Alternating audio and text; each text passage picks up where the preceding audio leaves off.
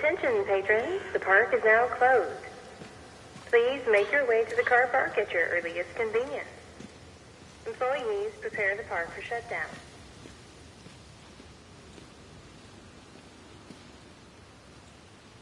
Callum was born the day this place opened.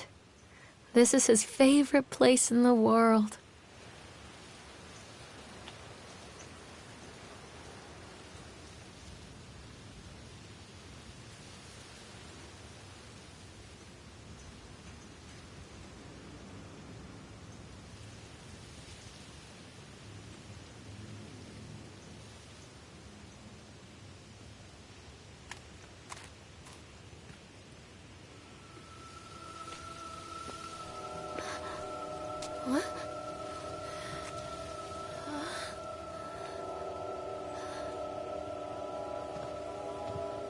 Hey, Lorraine. Lorraine. Don't blame yourself, Lorraine. People lose things all the time. Take a deep breath and think about the last place you saw your son's teddy bear. Hey, stop! I think your boy just ran into the park. I'll unlock the gates for you.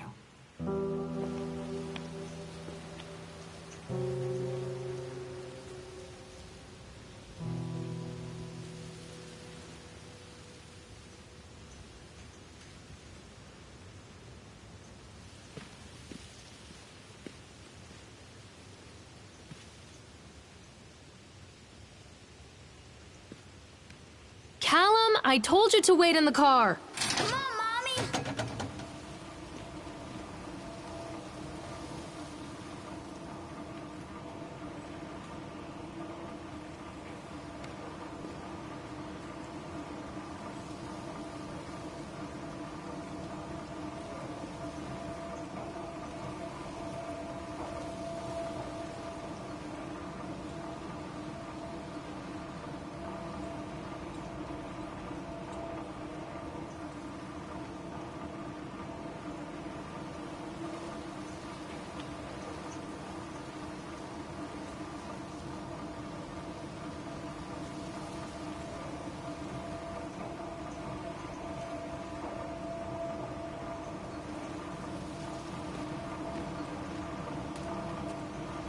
Wait up there for Mommy, Callum.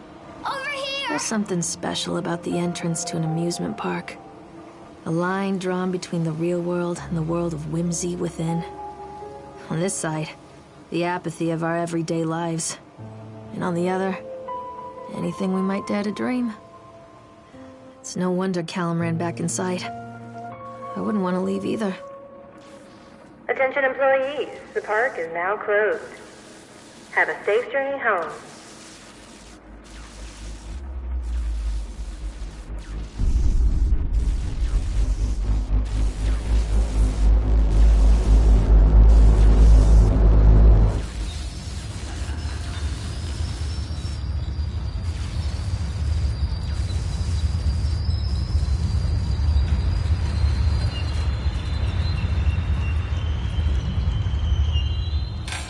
Oh, God. The park. What happened here? You can't catch me. Callum, stay where you are!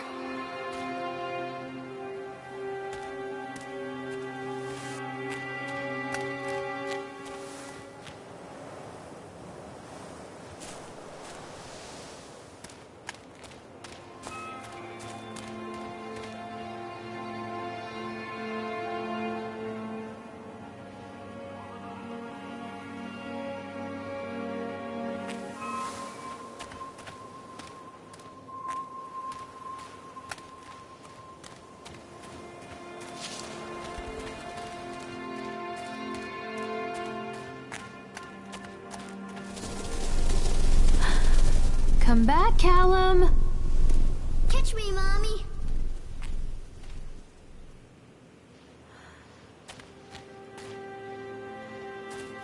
Where did you go? Come on, this way. Hello? This way, Mommy.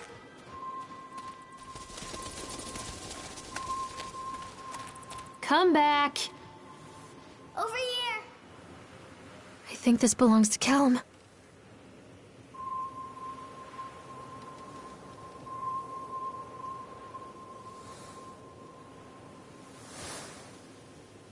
Callum, where are you? This Chad the way. Chipmunk, huh? Just a drunk guy in a suit.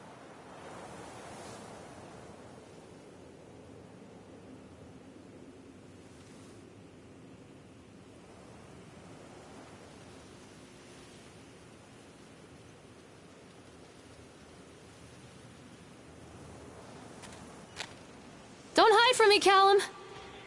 Over here. I wonder what this is.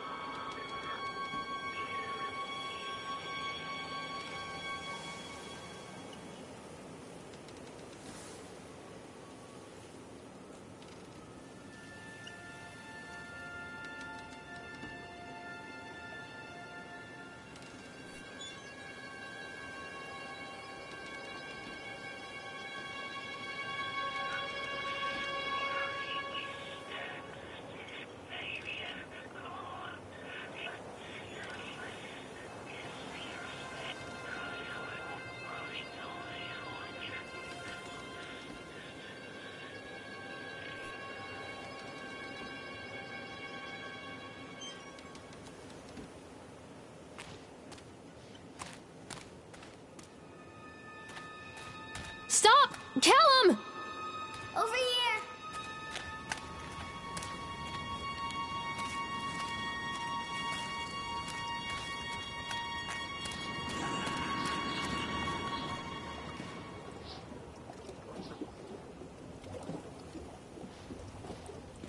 Callum, stay where you are!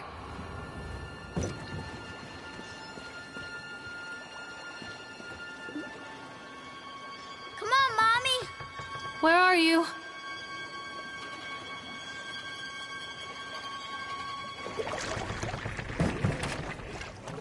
Come out, sweetie. His wife and his 2 children. A boy named Hansel and a girl. They were very poor and had very little to bite or suck.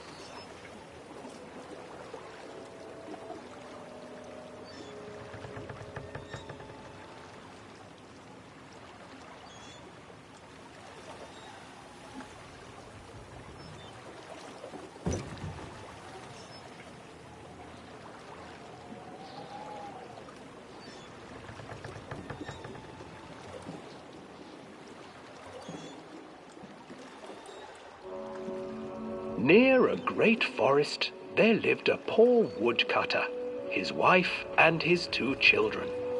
A boy named Hansel and a girl named Gretel. They were very poor and had very little to bite or sup.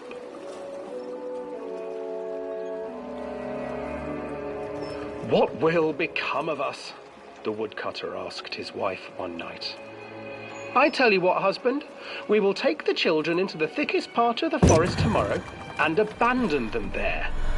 "No, my wife, I cannot do that," said the man. "Then we will all 4 starve, you fool." Hansel and Gretel overheard their parents talking, and Gretel began to weep. "Do not fret, Gretel," Hansel said. He crept out of the hut and gathered white stones from the ground to fill his pockets.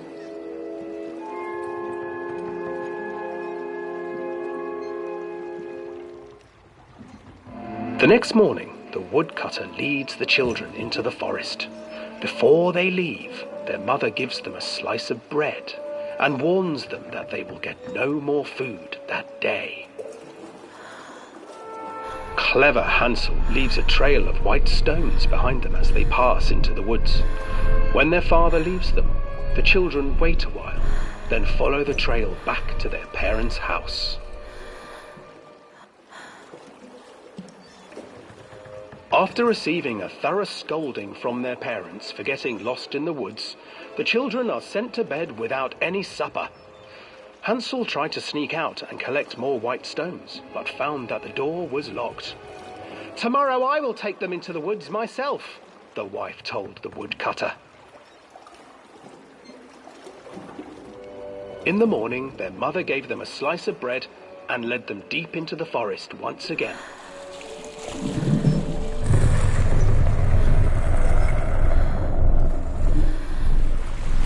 Hansel broke his bread into pieces and left a trail of breadcrumbs to lead them safely home. But hungry-eyed birds snatched up the breadcrumbs and his trail was destroyed.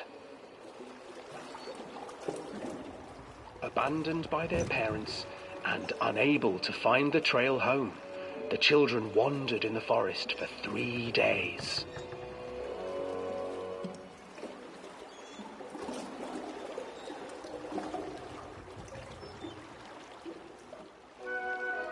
The children stumbled into a clearing with an exceedingly strange house.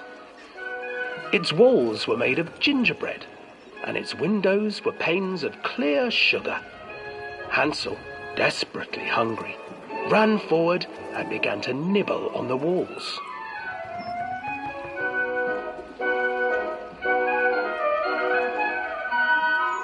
"Nibble, nibble, little mouse.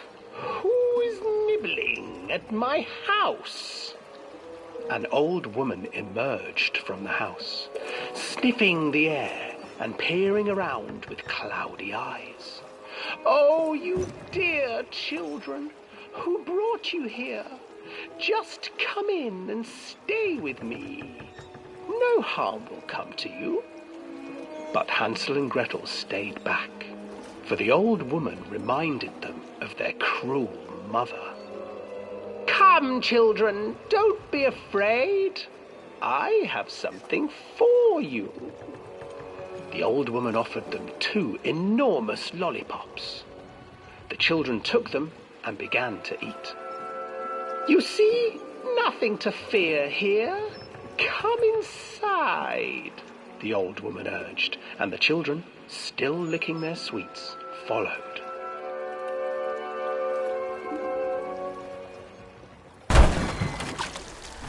Once inside the house, the old woman changed.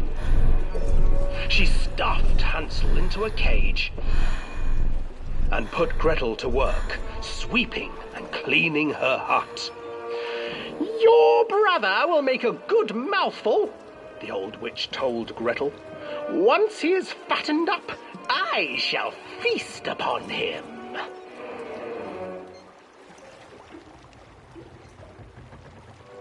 Time passed, and poor Hansel refused to eat, fearing the day that the witch would eat him. The witch, for her part, grew impatient. "Today I will cook and eat your brother, Gretel. Climb inside and light the oven." But Gretel pretended not to understand. I do not know how. Where is the opening?" "Fool," the old witch said. "The opening is here." And she moved to show Gretel. Seizing her courage, brave Gretel gave the witch a shove, and the old crone tumbled forward into the oven. Gretel slid a large iron bolt over the door to the oven. Gretel freed her brother Hansel, and together they lit a fire beneath the oven. And though she screamed and begged, the children sat by the oven until her screams had stilled, and the witch was cooked. And then, because even children can't survive on sweets, they divided up the body of the old witch and ate her.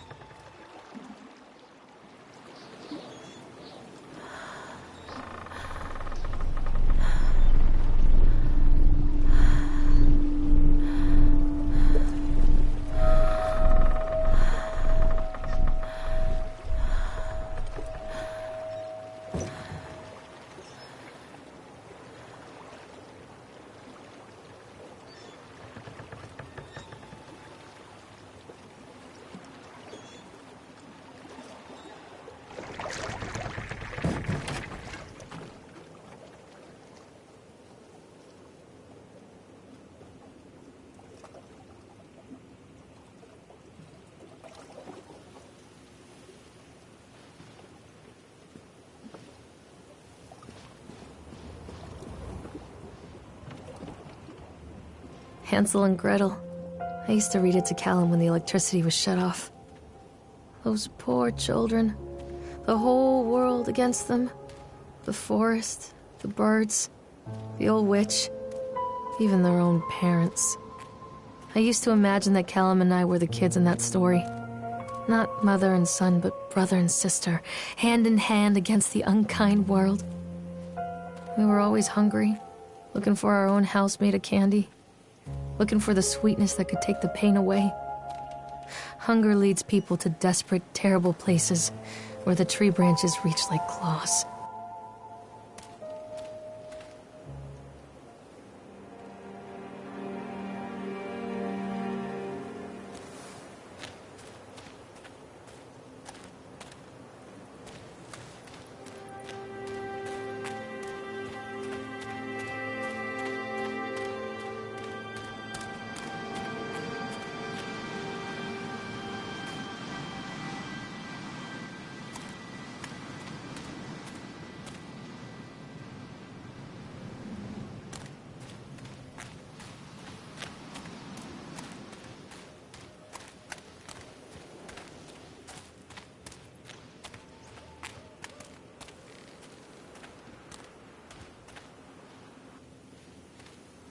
Stop, Callum! This way.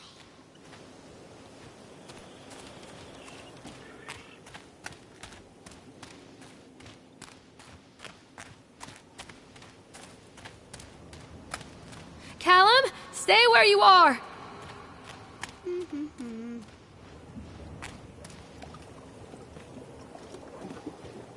Callum, where'd you go?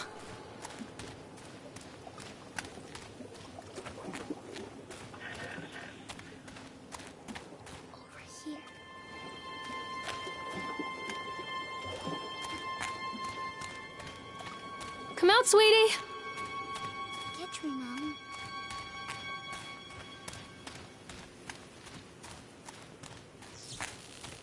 Another accident. This place. Callum?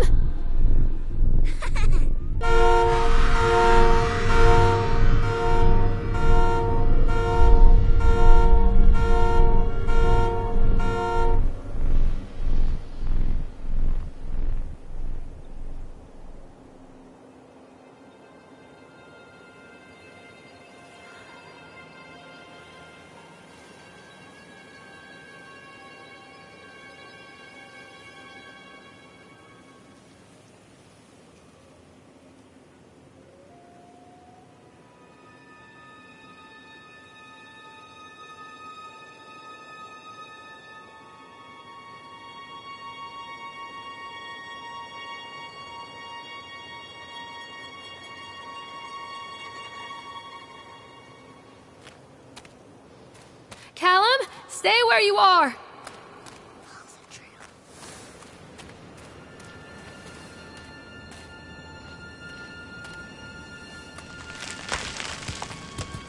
Callum!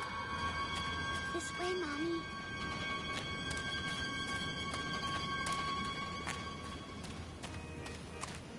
Hello? Can't catch me.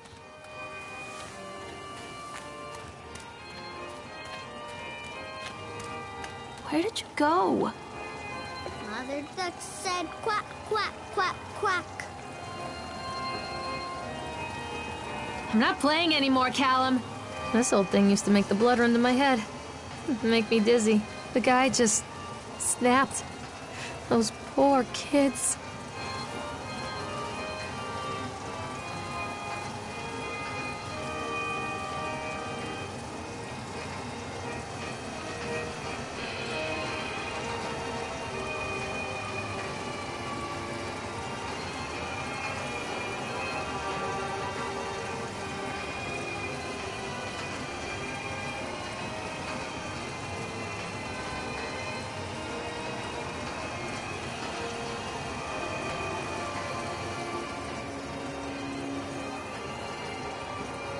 Where are you? Come to Mommy, Callum. Catch me, Mommy.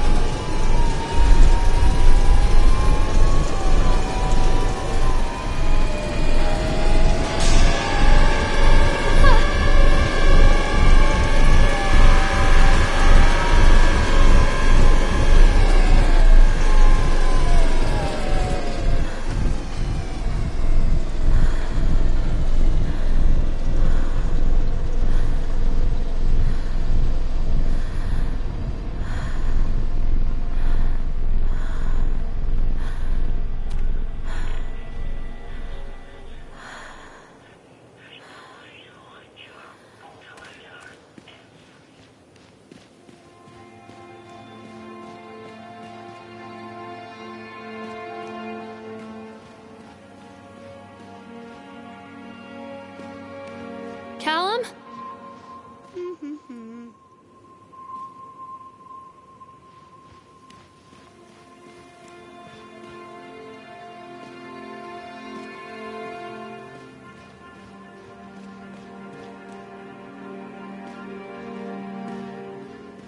Callum, come back here right now!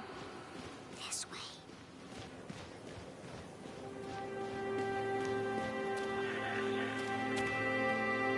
Oh, I remember this.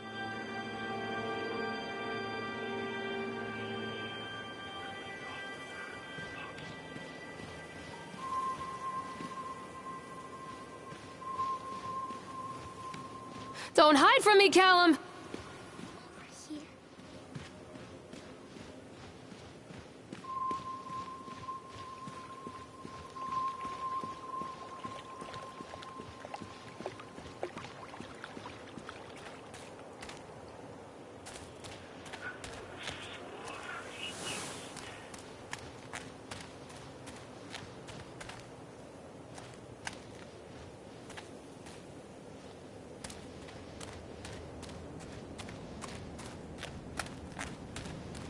Callum, tell Mommy where you are. This way, Mommy.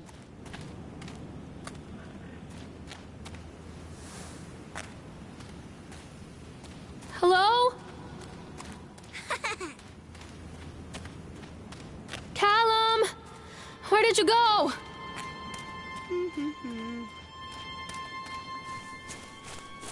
Wait, Callum!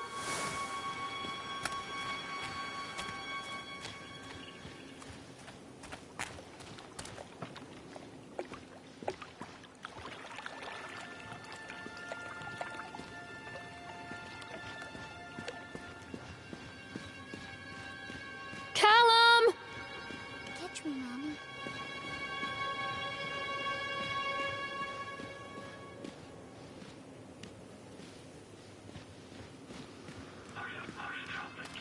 Where are you? Treachery hides in thoughts. Treachery that lashes like a whip and scars our insides. The first time I saw Callum, my thoughts betrayed me. I looked down at this wrinkled, red, bawling thing and I thought, is that it? We build our world from expectations, and the world that I had built for Callum was no different.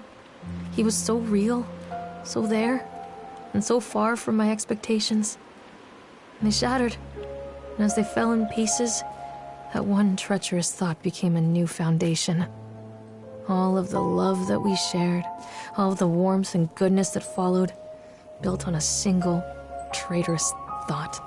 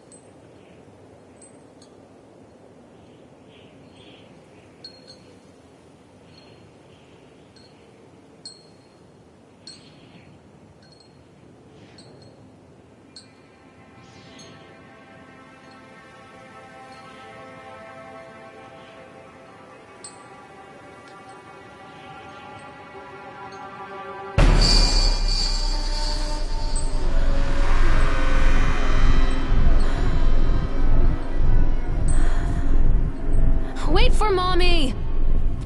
Over here. Mommy needs to see you, Callum. This way, Mommy. Mommy needs to see you, Callum. This way.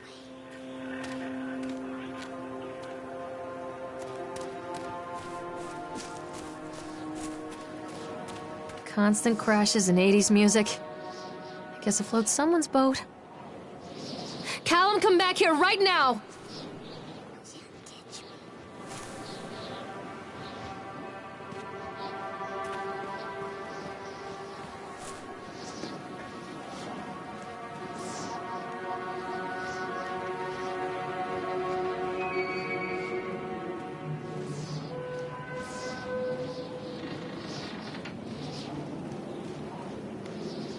Mommy needs to see you, Callum.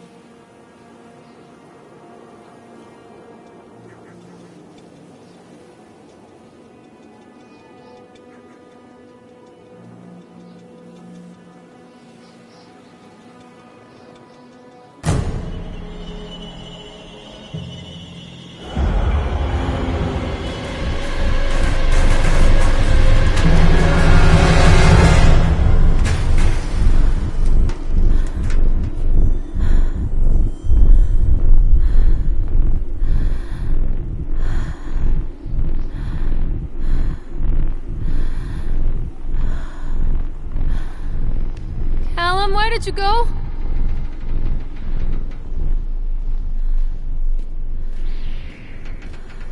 Callum! Tell Mommy where you are!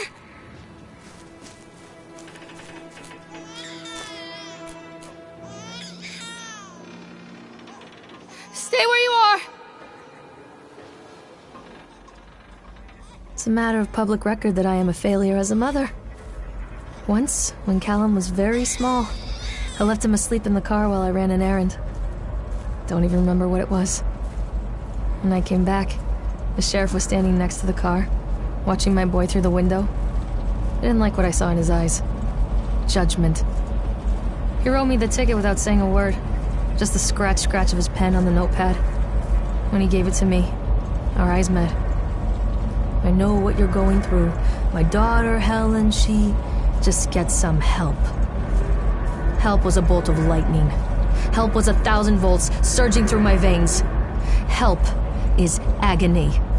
I'd rather die. I wanted to scream. I'd rather you pulled your gun and shot me. But instead my mouth said, "Yes, Sheriff."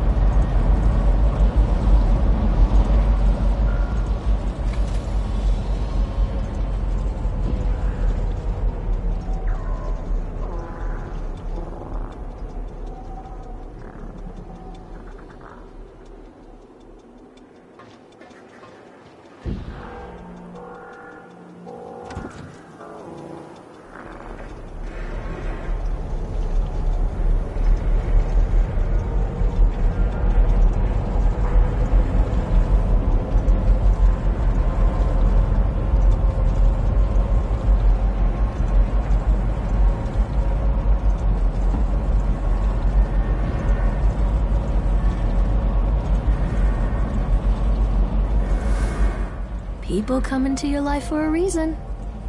Dad used to say that before Mom ran off. After that, he mostly just drank. Things were different for Don and I. When we met, I was sweeping the floor at Susie's diner. He came in with some workers, but he didn't try to flirt or cop a feel like the others. He just ordered a coffee and sat there, watching me. When my shift was over, he offered to walk me home. I don't know how to describe that walk. We talked and laughed and eventually kissed. It felt like love. It felt like a fairy tale. I can't tell you if Callum was made that night or one of the ones that followed. But I think it has to be that night. That one perfect night. Dawn and I moved in together, but then, well, he died. According to the supervisor, his safety harness failed when he was working on the top of the Ferris wheel. Don was there one moment, and then gone. Sometimes people leave your life for no reason. I was 3 months pregnant with Callum. Fairy tale fucking over.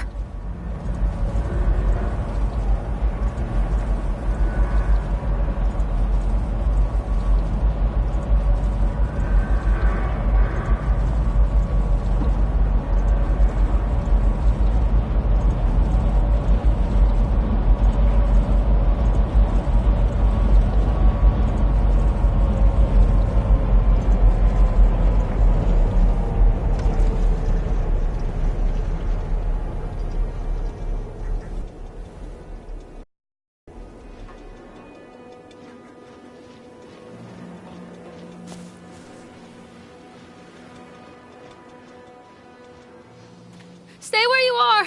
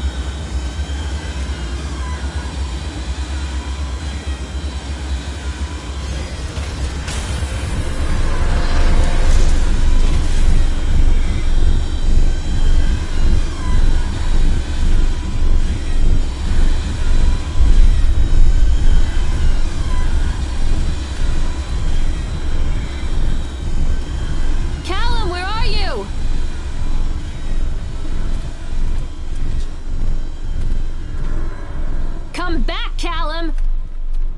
He's watching you. A lot of people idolize their children. You hear them talking about their kids and just the way they talk, their fucking voices make me want to vomit. My angel likes to read, and little Johnny is so good on the piano. Fuck those people! You give up 9 months of your life carrying them, you traumatize yourself giving birth to them, and then you spend the rest of your life as their slave. Wiping asses, mopping up piss, feeding them. Little life-sucking monsters who take and take and take until... we all go insane. Any parent who pretends otherwise is just dishonest. That's called choice supportive bias. I am honest. Callum really grinds my gears, and he owes me everything. Everything. It'd serve the little fuck right if I just abandoned him.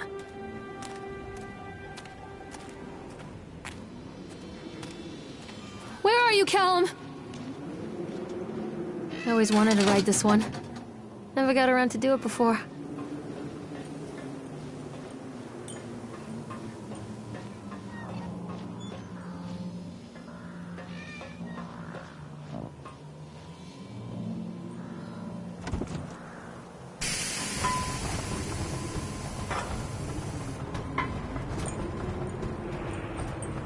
What do you want? We need to talk about Callum. What do you mean? What have you done to him? That's insulting. You and your boy are everything that this place doesn't want. The antithesis of what we stand for. Where is Callum? The poor child. He tried so hard to do what he was taught. He even left you a trail of breadcrumbs. But the park is just so hungry. Tell me where my son is. The witch has him now. Has both of you. No happy ending here, I'm afraid. Just leave me alone. Fool. You always were.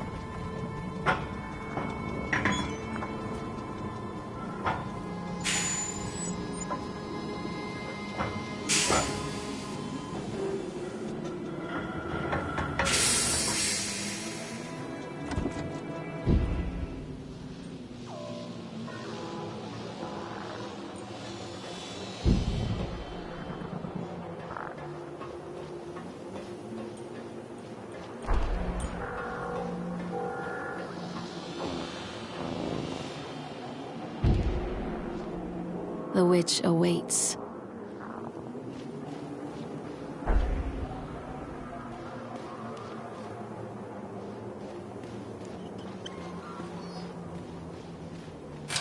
Callum has bruises on his arms, finger marks. Someone has been hurting him. I've asked him, demanded really, to know where he got the marks. But he doesn't want to answer me. Something has scared him into silence. He doesn't dare talk. He's been changing too. Something sinister lurks in the darkness behind his eyes.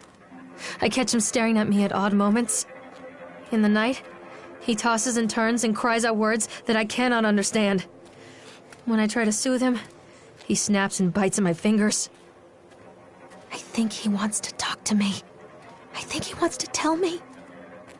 But they are watching him every minute of every day. They are whispering to him in his sleep, changing him. They are taking my baby away from me. I can't save him. There will be pain. But I love him, and in the end, he will understand why. The whole town was shocked by that one. Never found out who did it.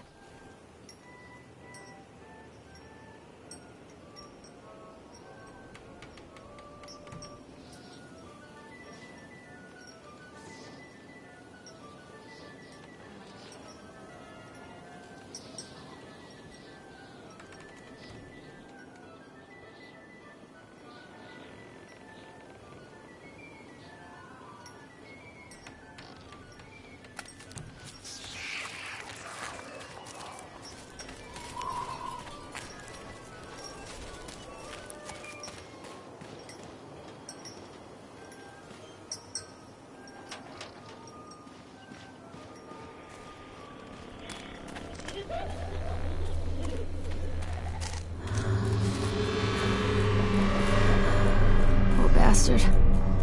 Who did this to him?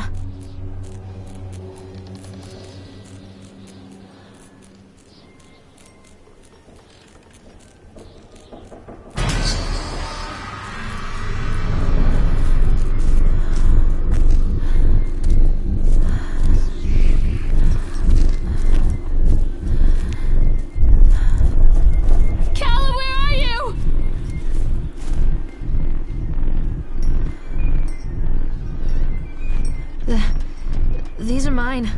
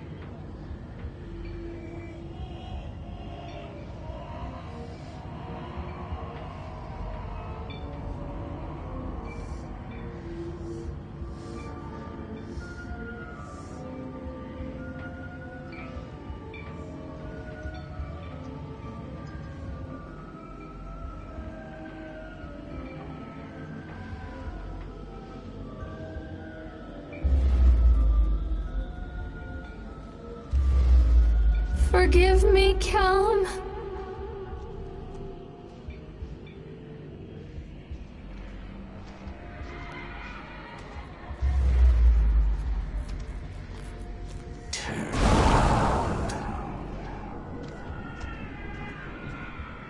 Callum, I'm sorry.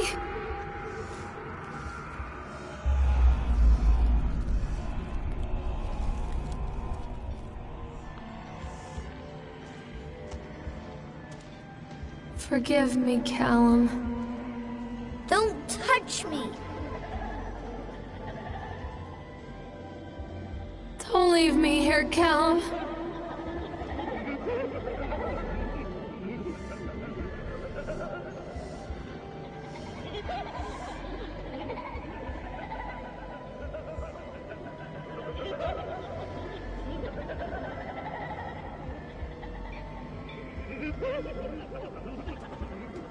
Callum, I'm sorry.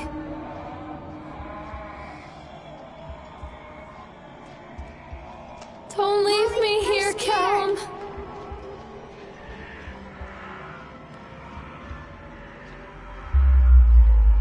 Don't let the witch put me in the oven. Oh, God, no.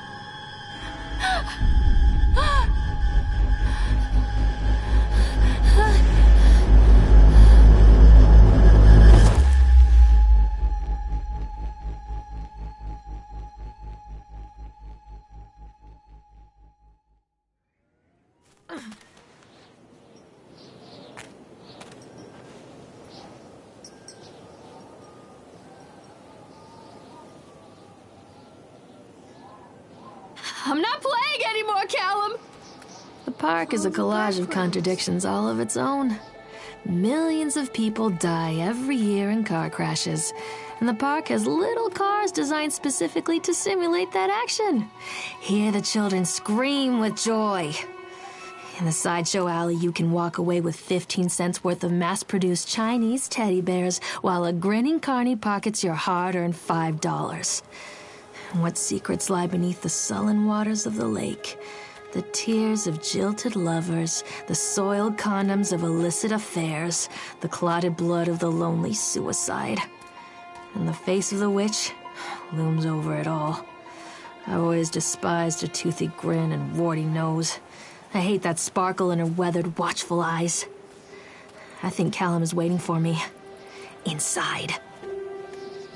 I'm not playing anymore, Callum!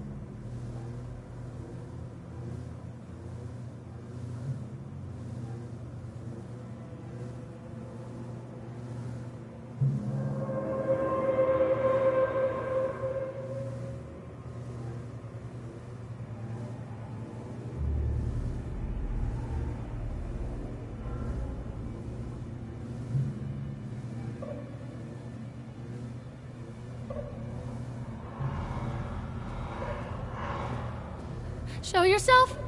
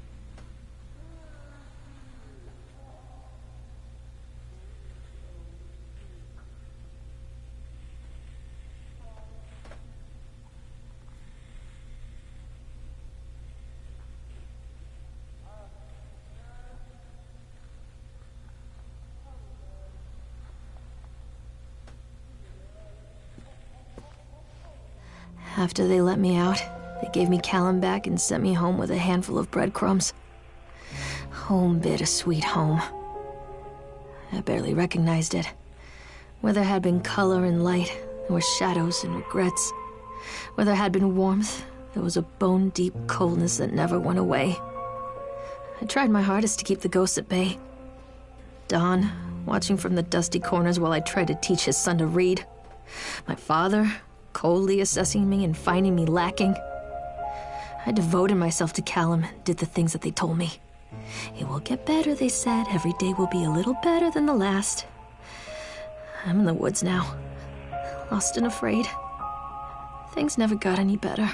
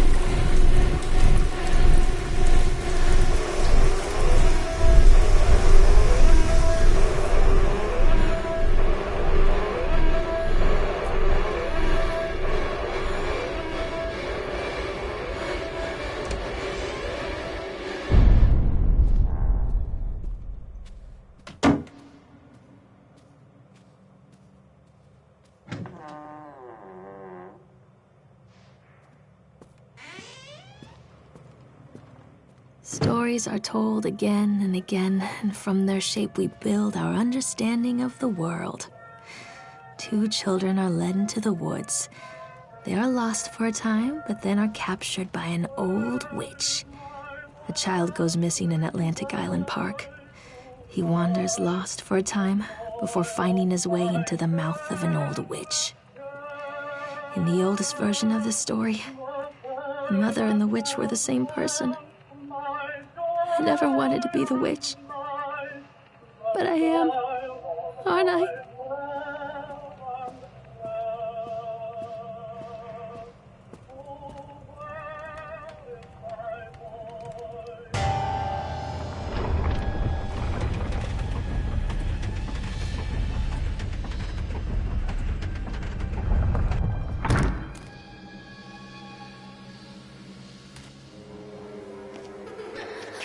Callum. Callum!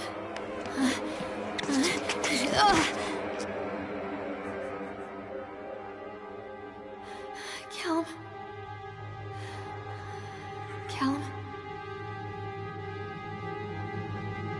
Callum!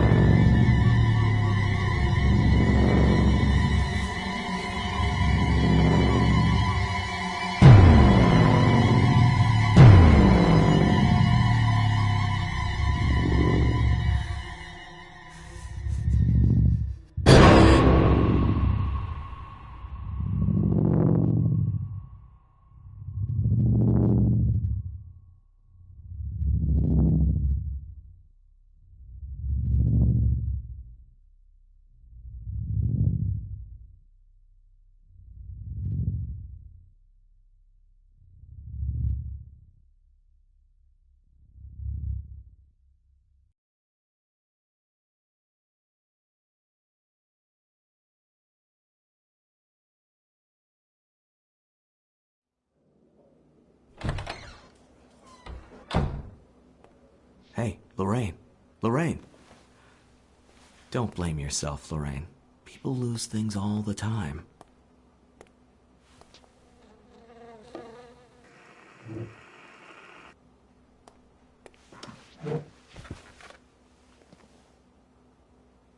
Take a deep breath and think about the last place you saw your son.